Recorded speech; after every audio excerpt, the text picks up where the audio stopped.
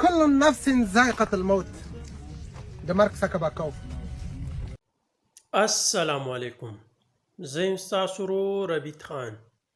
ګرانو ملګرو، د سیټ ته به تاسو ته ښکاري د افغانستان اتا.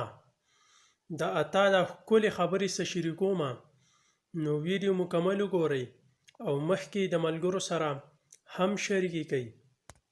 نو خپله رای هم راته په کمنټس کې پرې راکړئ. نو راځئ د اتا د ښکلې خبرې لږې شانتې ورو. كل نفس ذائقة الموت. د مرګ څخه به کوو. کله چې مرګ راسیږي د هغې نه مخکې تیاریانې باید وکړو. تاسو به چې د اتا لیونی دی تمام ورځ ګرځي په دشتو باندې او صحیح اوبو ساګانې ماجتونه دي او د غریبو پښتنه ده. د الله پاک نه ډېر شکردار یم چې دا وظیفه یې ماته راکړې ده.